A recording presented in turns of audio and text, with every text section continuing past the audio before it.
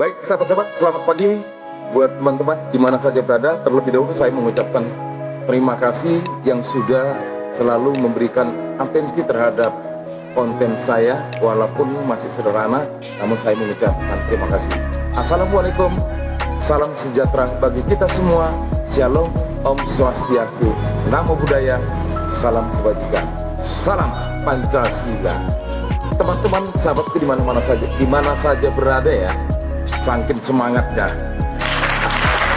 Oke, baik teman-teman.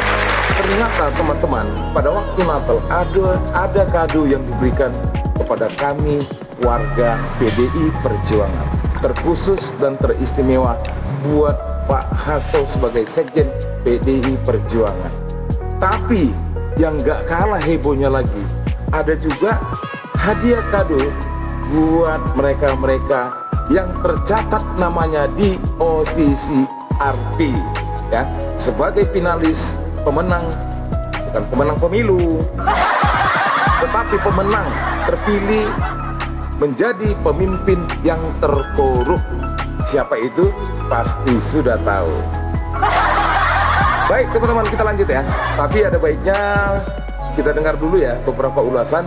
Ada beberapa yang sangat menghebohkan, tetapi saya beritahukan dulu bahwasanya kado tahun baru itu sangat banyak, termasuk di mana semua partai sudah bisa mengusulkan presiden dan wakil presiden dan tidak ada pembatasan. Sangat super hebat. Dan ada juga kado dari OCCRP sebagai lembaga independen ya. Ada wakil presiden tercatat namanya. Ayo kita ikuti rentetan video saya ini. Jangan lupa subscribe ya. Thank you.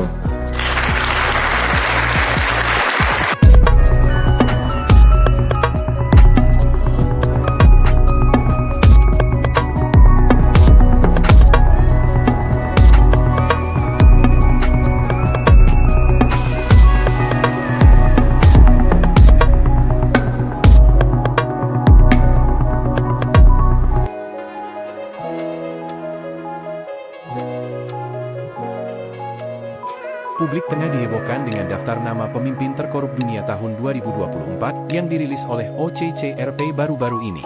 Selain menyebut nama Presiden ke-7 RI, Joko Widodo, OCCRP juga menyinggung nama Wakil Presiden Gibran Rakabuming Raka. Dalam keterangannya, OCCRP menyebut, nominasi ini diputuskan oleh panel juri ahli dari masyarakat sipil, akademisi, dan jurnalisme. Seluruhnya memiliki pengalaman luas dalam menyelidiki korupsi dan kejahatan.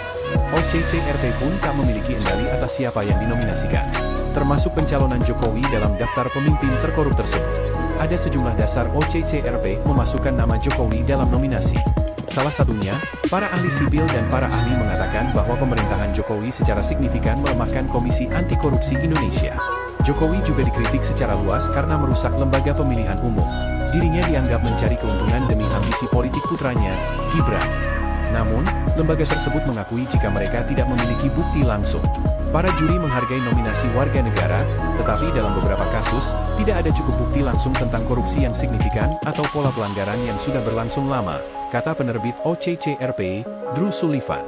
Meski demikian, laporan ini bisa menjadi peringatan bagi mereka yang dinominasikan. Pasalnya, masyarakat sedang memperhatikan kinerja Baik teman-teman, ternyata apa yang sudah kita lihat dan kita dengar, bahwasanya OCCRP sudah memberitahukan ya, apa hadiah atau kado di tahun baru 2025 ini.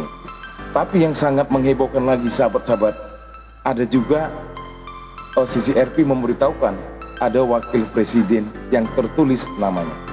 Bahkan mereka para pecinta atau yang ingin menguatkan KPK juga berbicara, terlebih mantan ketua KPK. Ayo kita dengar.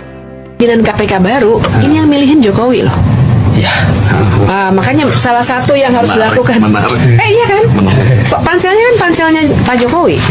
Terus 10 nama dikirim ke DPR.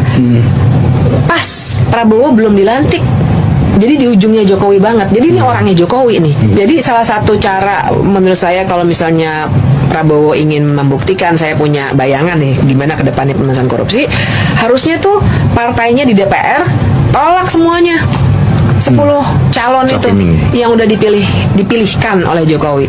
Tapi Pak Jokowi intensinya memang mau merusak KPK. Saya yang mencoba mau dijadikan alat kekuasaan, tapi karena waktu itu masih independen, masih tidak di bawah presiden, kita masih bisa menyangkal atau bisa tidak mengikuti apa yang diinginkan oleh presiden. Oh, jadi waktu itu Pak Agus sendiri bisa merasakan KPK itu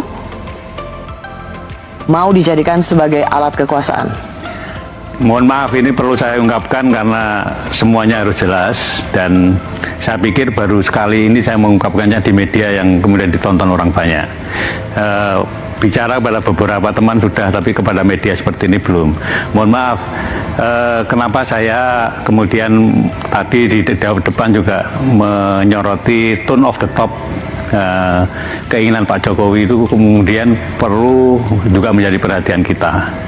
Saya terus terang pada waktu kasus IKTP, saya dipanggil sendirian oleh presiden. Presiden pada waktu ditemani oleh Pak Pratikno. Jadi saya heran, biasanya yang memanggil itu berlima, ini kok sendirian. Dan dipanggilnya juga bukan lewat ruang wartawan, tapi lewat masjid kecil itu. Jadi dijemput dari sana. Nah itu di sana, begitu saya masuk, presiden sudah marah.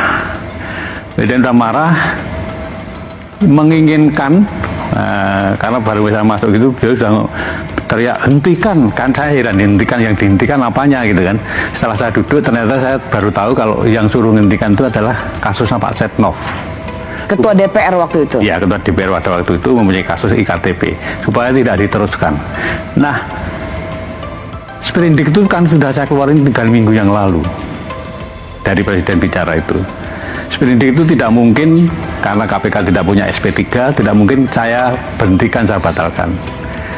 Ya, kemudian karena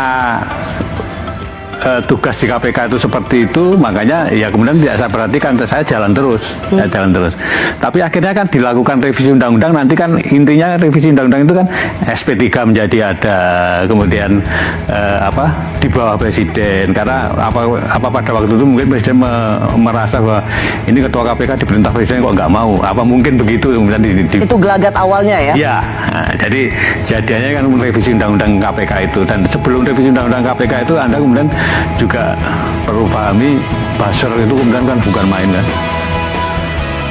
KPK sarang Taliban, KPK.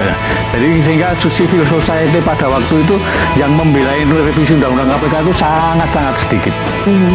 Teman-teman saya seperti Pak Imam Prasojo itu nggak datang tuh kalau waktu itu, karena tidak sebanyak waktu membela Cicak Buaya. Pada waktu Cicak Buaya, karena merasa ini KPK sudah seperti Taliban, seolah-olah omongannya buzzer itu betul gitu. Jadi revisi undang-undang KPK kemudian terjadi. Anda kemudian melihat di periode kedua ini kan yang namanya Corruption Perception Index itu kan turun terus-menerus. Itu menjadi gambaran kita, karena itu yang menilai adalah 9 lembaga internasional. Baik, sahabat-sahabat, jadi dari hasil yang kita dengar tadi itu sudah merupakan sesuatu pembuktian secara tidak langsung, ya. Mohon maaf ya, saya bukan artinya pejabat-pejabat publik, tidak. Saya hanyalah masyarakat Indonesia, warga Indonesia yang mempunyai hak untuk melihat dan memberikan informasi. Jadi, kenapa